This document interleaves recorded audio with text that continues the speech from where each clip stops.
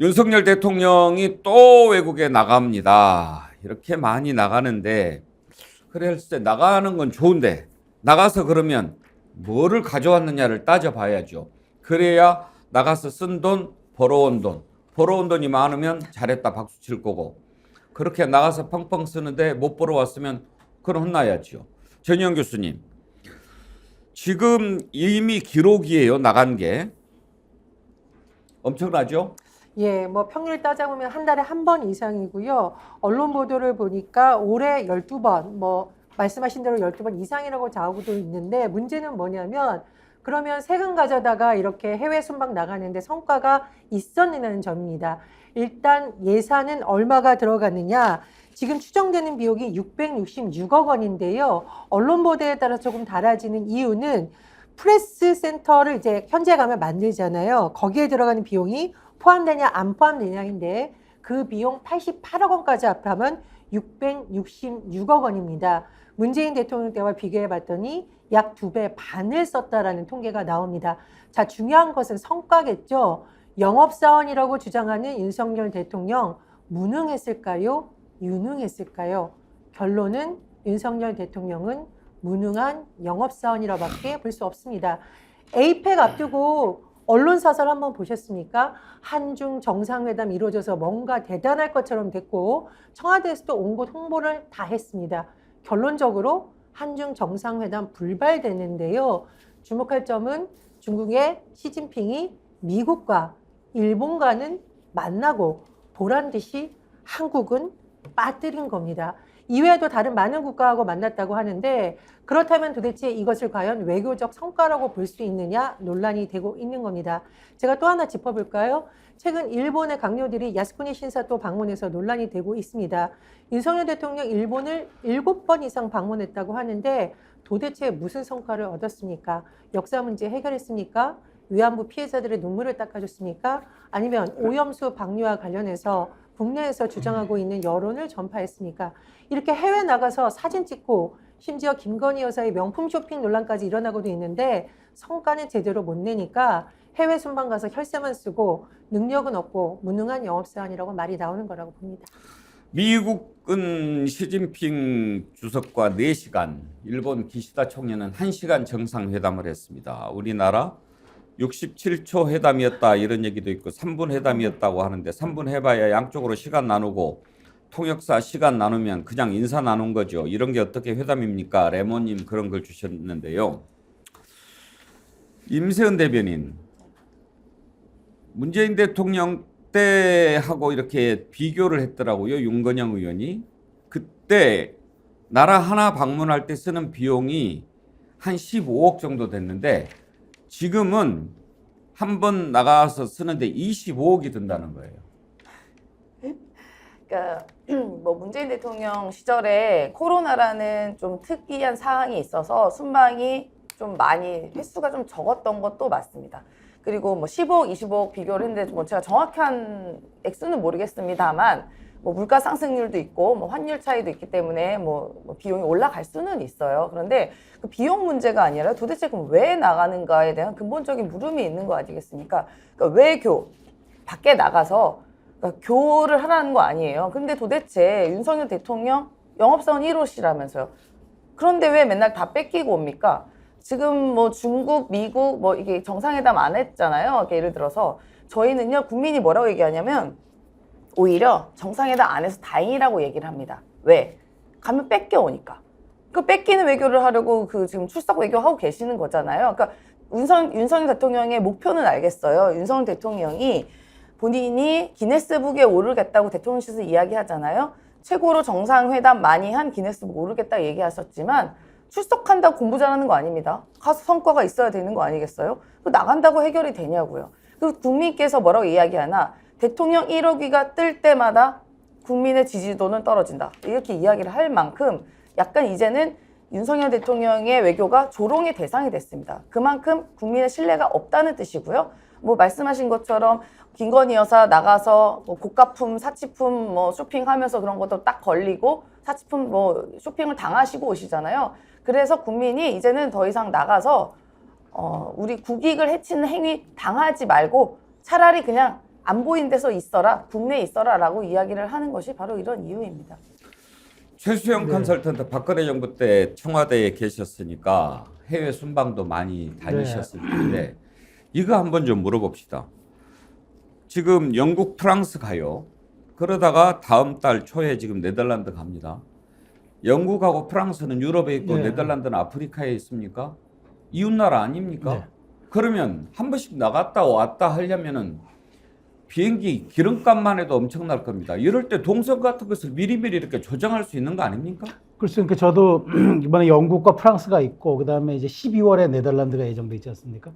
또 유럽 다 그 인접한 국가들이기 때문에 그 같이 했으면 좋았을 거라는 생각이 드는데 어쨌든 네덜란드 같은 경우도 국빈 방문이더라고요. 그래서 그게 이제 사전에 이제 네덜란드 측과 조율이 어떻게 됐는지 저는 잘 모르겠는데 저는 좀 약간 좀 특수성을 좀 말씀드리고 싶은 게 있어요. 뭐냐면 이번에 특히나 이제 우리 윤 대통령이 많이 나갔던 게 이제 G20 뭐 그다음에 뭐 에이펙 그리고 이제 아세안 플러스 3 한중일 정상회담 등 다자 외교가 많았고 또 이제 중동에서의 회담들이 많았는데 저는 사실 이번에 프랑스가 이제 이번에 부산 엑스포 유치 마지막 투표를 하지 않습니까? 그러다 보니까 그 정상회담 쪽 얘기가 이제 다자와 양자들로 나눠지는데 주로 이번에 양자도 많았고 특히나 다자 회의에 많이 가서 양자회담을 가는 거는 뭐 부산 엑스포에 대해서 조금 뭔가 그 선거 운동을 하려는 그런 좀 약간 노력의 일환으로 있었던 것이 있었고, 그러니까 부산 엑스포가 11월 말에 있었던 약간의 특수한 환경을 좀 감안해 줘야 되는 거 아닌가 싶고, 뭐 비교하긴 뭐하지만 일본의 아베 총리 같은 경우도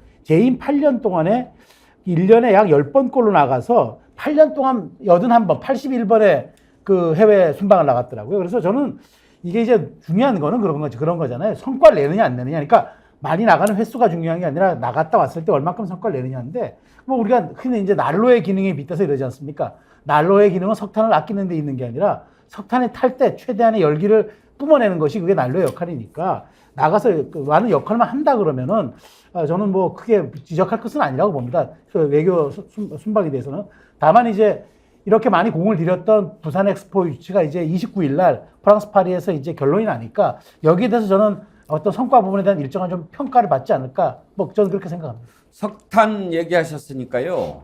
요즘에 석탄닭 나오면 찍는다는 사람들이 많아요.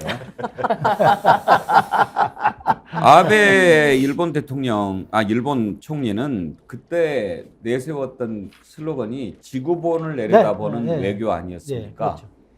아베 총리 많이 다녔는데 사실 성과 있었죠. 미일 동맹 강화하고 지평 넓히고 그랬는데 최수영 컨설턴트는 이제 보수 패널이시니까 네. 아무래도 윤석열 대통령 좀 옹호 발언하시겠지만 한두 가지만 더 짚어봅시다. 네. 국빈 방문이라서 네덜란드 간다고 그랬는데 솔직히 까놓고 말해서 국빈 방문 현지에서 우리 꼭 모셔야겠으니까 국빈 방문으로 오십시오라고 하는 경우도 있지만 방문할 때 우리가 현지 공간 통해서 막 노력하면 국빈 방문 급 올려주는 적 있습니까? 없습니까?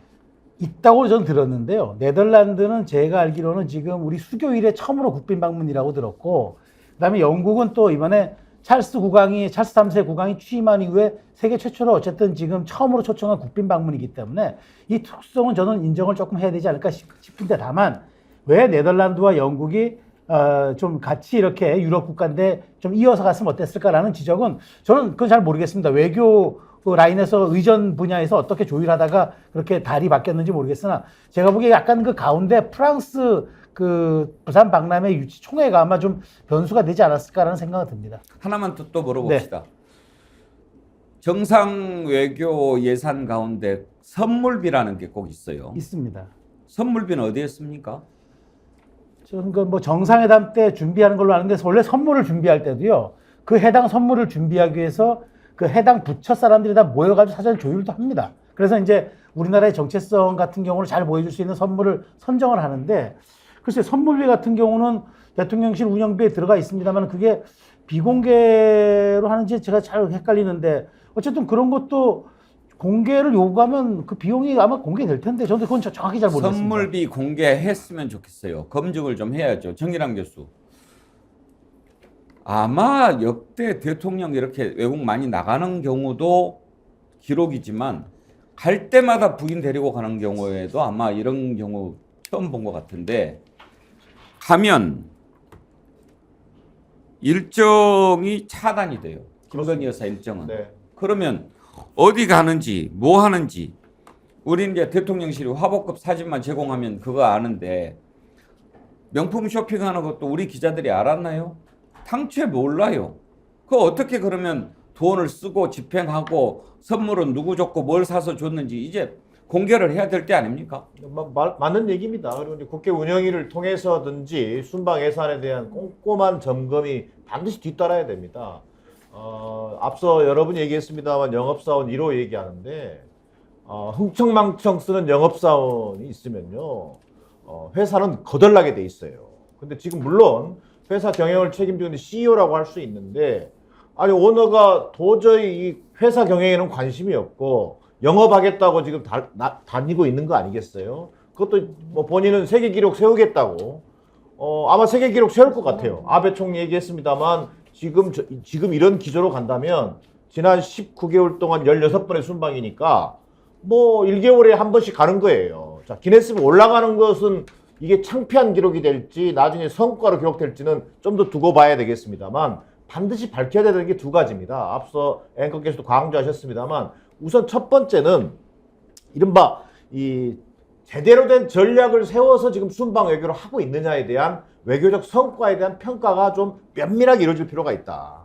그에게 세금을 들이고 있는 이 순방 외교 지금 나오는 얘기는 정치권에서 이건 순방 외교 카르텔 예산 아니냐. 그럼 카르텔 예산에 대한 꼼꼼한 점검과 분석을 통해서 이것이 국민들에게 공개될 때만이 온전한 평가가 있을 것이다. 두 번째는 김건희 대통령 배우자의 일정입니다. 완전히 깜깜 일정입니다. 일정 자체가 공개되지 않고 화보 사진만 방출하고 있습니다. 그러다 보니까 갖가지 억측과 뭐 명품 쇼핑 논란, 그다음에 이게 설화만 야기되는 상황입니다. 이 문제에 대해서도 저는 국회에서 좀 예산 심의 과정을 통해서든 운영위 상임위를 통해서든 좀 면밀하게 국민들에게 알릴 걸 알려줄 때만이 국민들이 그렇지 뭐 다른 나라 대통령 우리가 비교할 게 아니라 에이펙 외교 또는 또 부산 엑스포 유치를 위해서 정말 열심히 일했다 이렇게 평가해 줄 수 있는 것이지 지금처럼 가는 것은 오히려 순방만 많이 한다고 외교 대통령이 될 수 없다라고 하는 것을 확인시켜주는 그 결과로 저는 토로될 것으로 보여집니다.